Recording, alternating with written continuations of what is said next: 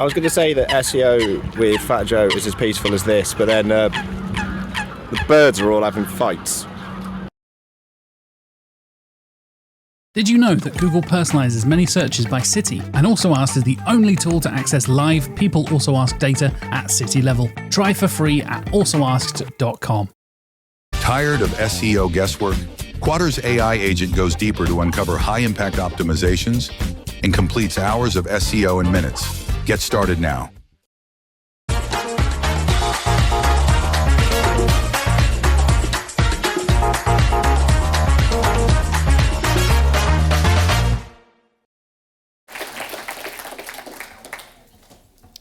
Hi, everyone. Thank you so much for that introduction.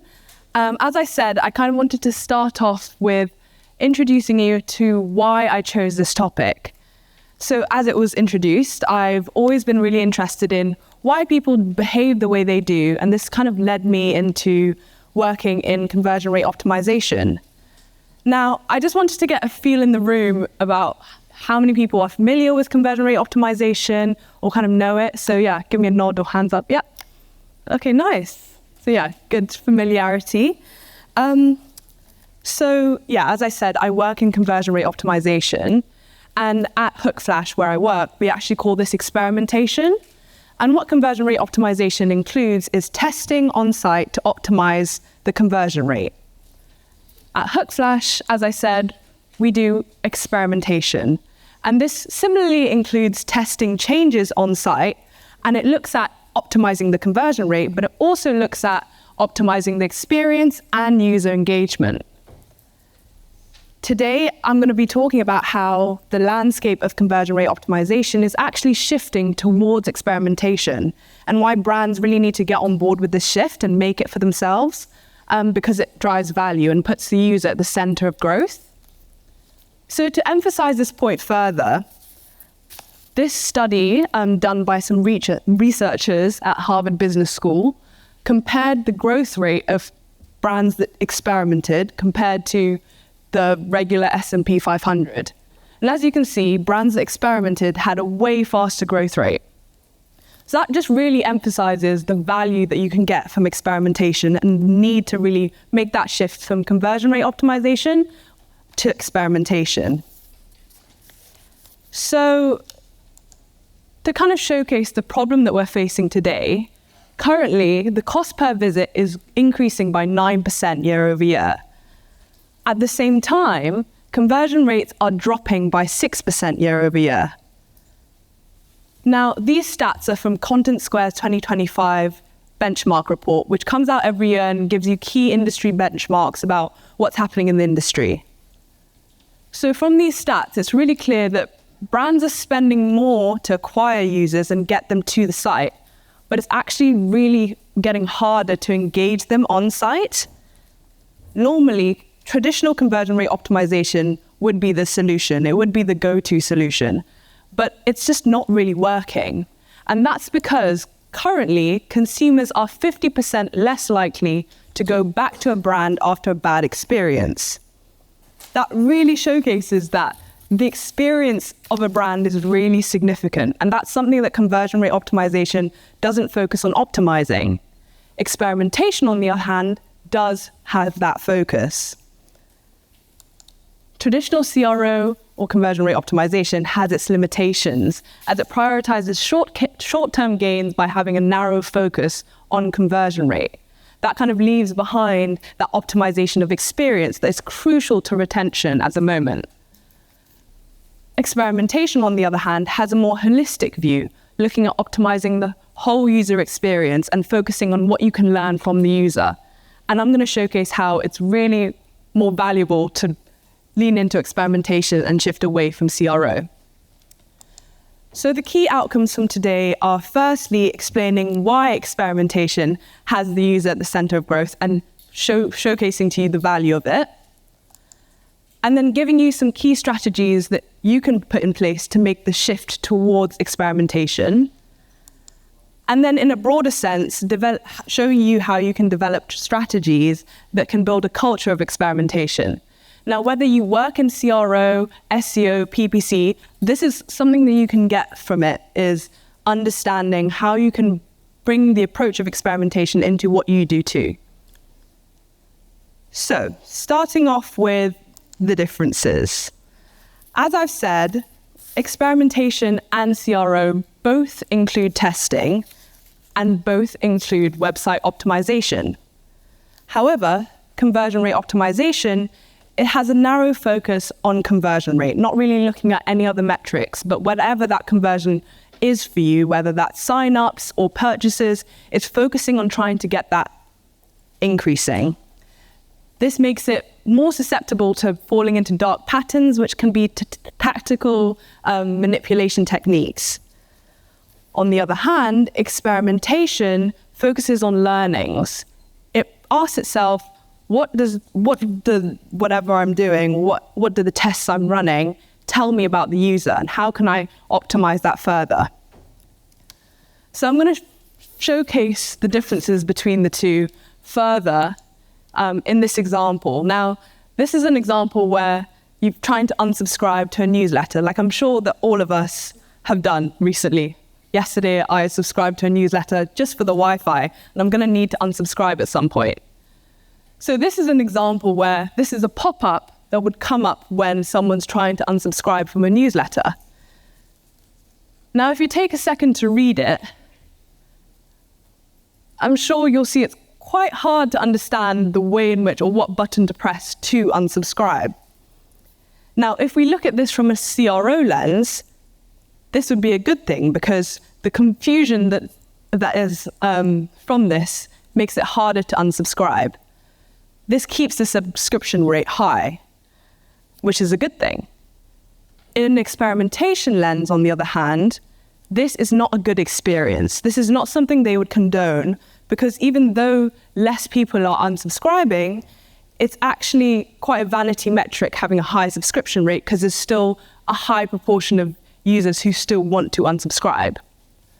So hopefully this showcases to you that CRO's kind of narrow focus on conversion contrasts with experimentation's focus on the experience and looking beyond just conversion rate to the actual experience of the user.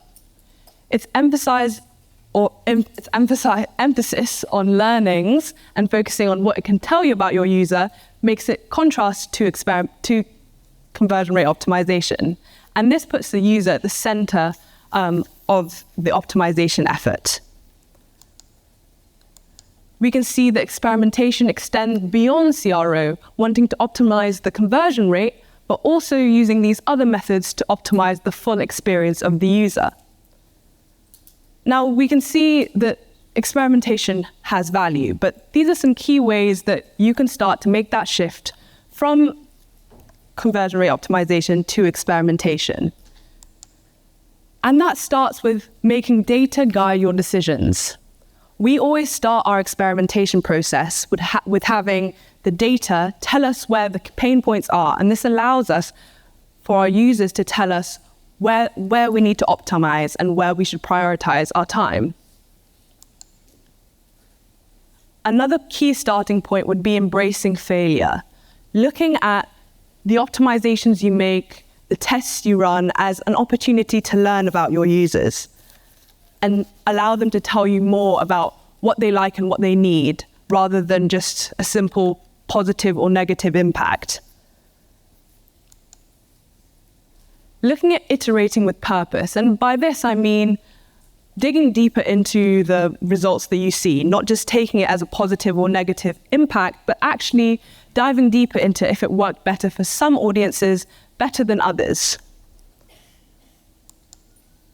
And then prioritizing collaboration. I'll go into this further when I'm talking about building a culture of experimentation, but this just focuses on, once you've focused on the learning and focused on what you're gaining in understanding from what you're doing, actually sharing that between different teams in the business and not just keeping that to yourself. And that really puts your users' needs at the center of everything you do. So I have some examples that would really make experimentation come to life. Firstly, this is a test that we ran, and just to give you some context, this is an event website, and what we saw was there was a very low proportion of users getting into the ticket funnel. when we looked at the site, there was a variety of different copy on the CTA buttons that linked into the funnel. So we wanted to test to understand which one of these different copy variations engaged users best. So 50% of the users saw join us in Dublin, and 50% of the users saw book your pass. And what we saw was not only an increase in click-through to the register page, but an increase in overall ticket purchases. Now, as you can see underneath these metrics, we have a percentage with an SS next to it. And that just stands for statistical significance. This is something we make sure to understand that the impacts that we're seeing are valid results and not just by chance. But anyway, this result is a great result, and we didn't just pat ourselves on the back and put this site-wide, but we asked ourselves, what does this tell us about our users? And the key learning we got from this is the users on this site really resonate with direct and action-oriented copy. And this is what engages users best. We didn't just keep this learning to ourselves, but we spread this learning with people doing other campaigns to be used throughout different teams, because we've learned that this is what engages our users best. Another example I have is a test that we did called symmetrical messaging. Now, on the right-hand side here, these screenshots, I just caveat, aren't my client, but I just wanted to showcase what we did. So on the right-hand side of the screenshot, we have a search results page, and I searched ski holidays. As you can see in the PPC campaign, it says you can save up to £600 on a ski holiday. Once I click through to the landing page, which is a screenshot on the left, you can see that the headline copy doesn't really reflect what was in the PPC campaign. What we did as a test is we aligned the copy on the landing page to align with the copy in the PPC campaign. And what we saw was not only an increase in click-through once users landed on the site, but actually quite a significant increase in transactions. What did this tell us about our users? That consistent journeys drive value. And that consistency was only possible with the collaboration between the PPC team and the experimentation team. So what we can see from these examples is that experimentation really is efficient. It does its best to squeeze the most value out of your marketing campaign. What we've seen is that learnings from experimentation drive value, as they can be incorporated into whatever other teams do. In the reverse, insights from other teams can be used in experimentation, and this cycle drives business value. And this kind of links into what I mean by building a culture of experimentation. It really hedges on collaboration. And some key ways you can start to build that culture of experimentation is firstly moving away from just focusing on conversions. Of course, conversions are significant and they are the main bread and butter of a business. But in learning and focusing on the learnings of what your users want and need, it moves you from just focusing on short-term gains to having long-term growth. In prioritizing collaboration and sharing insights between teams, it can allow you to actually put the user at the center of what you're doing. Because if teams are focusing on if what they're doing is impacting their user, it puts the user at the center of influencing business decisions. Now, building this kind of culture isn't something that you can just slap on overnight. It's a process, and it builds up over time. Now, I'm sure some of you can identify where you sit at each of these levels, but it kind of starts off with looking at your documentation, look at your reporting, and think about if it reflects what you're learning about your users. Auditing it to actually reflect what you can learn about your users in the different areas you engage with them. Then it would move on to actually trying to share that documentation between different teams and collaborate.